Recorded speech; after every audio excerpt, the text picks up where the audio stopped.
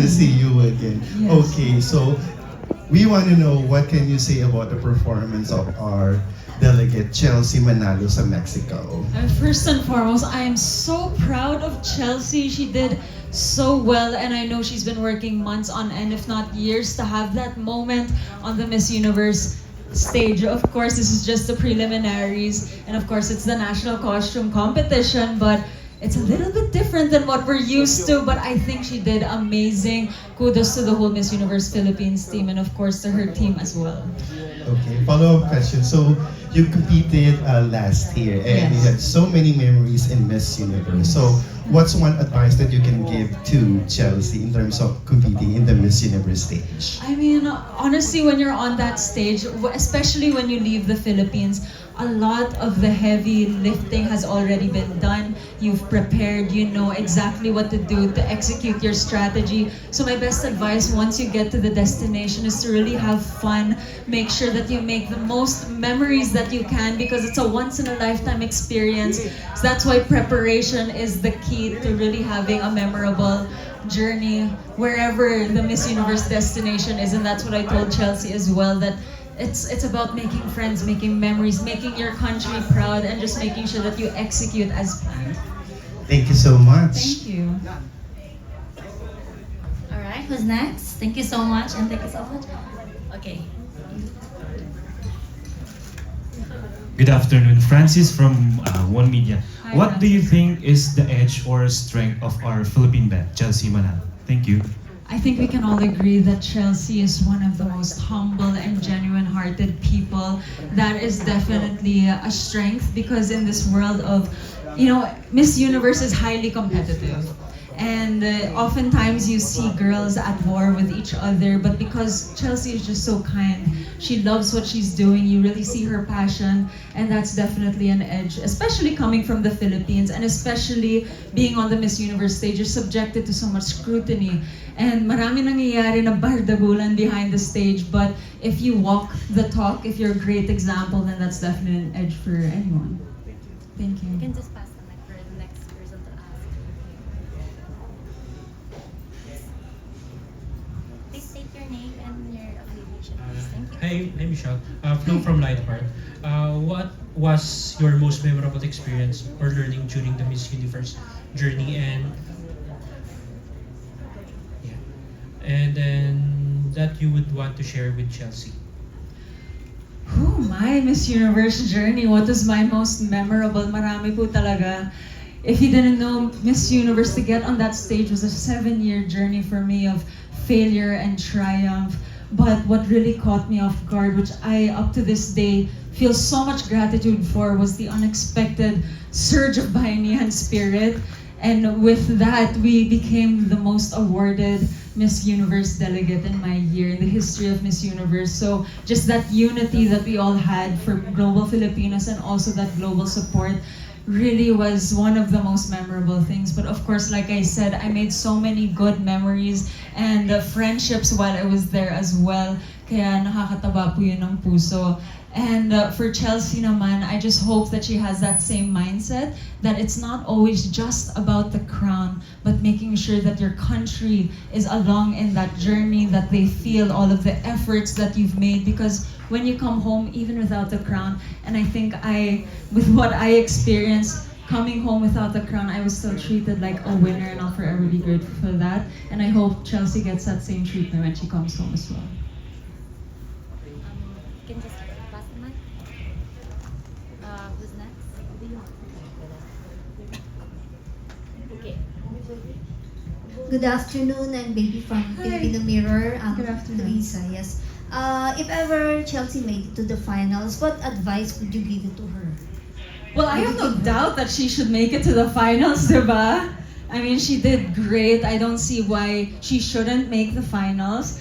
But, that is the big day that you've been preparing for. There's going to be a lot of emotions surging. So she has to really make sure that she's comfortable with where she is, comfortable with the location, comfortable with her stage.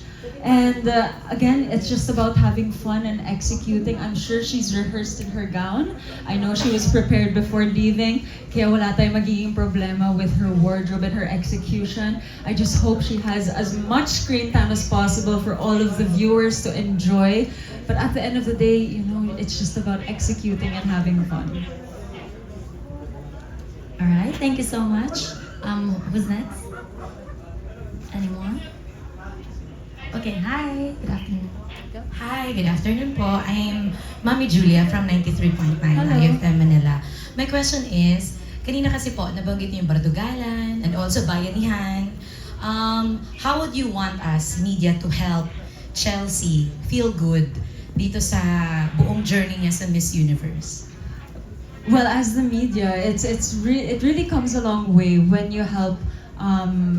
Every candidate will have their own story, and it's not just about her pasarela. It's not just about the gowns, but she is also a wonderful woman with a wonderful story. So hopefully, as the media, we can help highlight those aspects and support everything that she's trying to lay out on the stage. She's putting all of her cards on the table, and the best thing is really to stay optimistic, stay positive, not to hop on any bashing trains or yung paglalait, because it's really hard to be a delegate for any country. It's really hard to be put under scrutiny. So as long as we help her feel good about herself, feel good about her performance, that no matter what happens, that we'll always be proud of her, and that we I guess avoid comparing also to other delegates and really just be proud of who we sent to Mexico.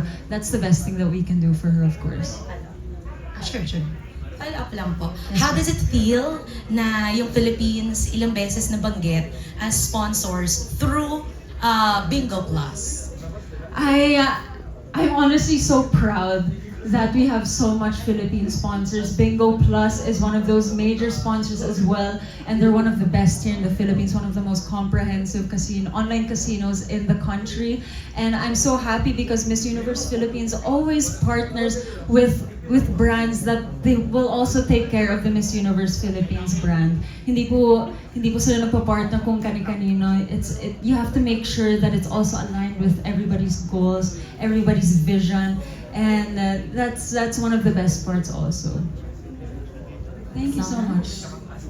Hi, good afternoon. Lindsay from 106.7 Energy FM. Good afternoon, Aubrey. Good afternoon, Michelle. Good afternoon. I just have a question. After seeing Chelsea kanina on the stage, if you are going to meet her right now, if you're gonna have the opportunity to meet her right now, what are you gonna tell her? As an upfront, girl, yung tipong girl, ang ganda mo, you did it. What are you gonna say to her? I was putting myself in her shoes earlier. First of all, I would say that I am so proud of you, Chelsea. I am so proud of her execution. But putting myself in her shoes and with a format that is so different than what we're used to. Syempre, the national costume usually is on a separate day. Hiwalay po yan sa preliminary swimsuit and gown. I know a lot of the girls must feel na kulang yung exposure nila. Syempre, inaabangan ko rin naman yung rampahan sa evening gown. So I'll just tell her na it's okay. Everybody had an equal amount of exposure.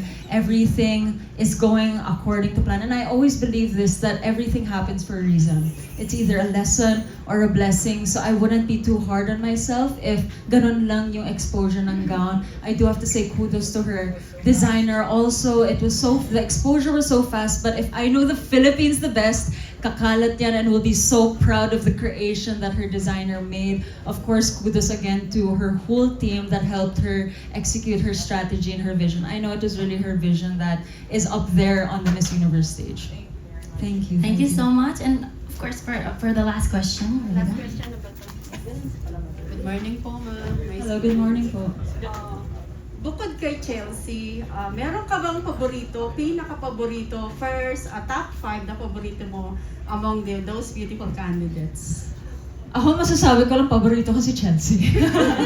Si Chelsea lang po talaga yung favorite ko. But I do, my heart will always be and my support will always be to the Philippines. But in this edition, we have quite a number of Filipinas that are also on the Miss Universe stage. So I have to say kudos to them because they were also so stunning. Ang maaasahan natin if galing Pilipinas, kabog, pak, at laging serve ang manggagaling ng Pilipinas. Kaya I'm so proud of that representation. Even if they're wearing another country across their heart, I know that they're still beaming with pride knowing that the Philippines will always have their back. But again, if we're gonna play favorites, doon na tayo sa Pilipinas, di ba? Yes. Pilipinas all the way. Thank you po. Thank you so much.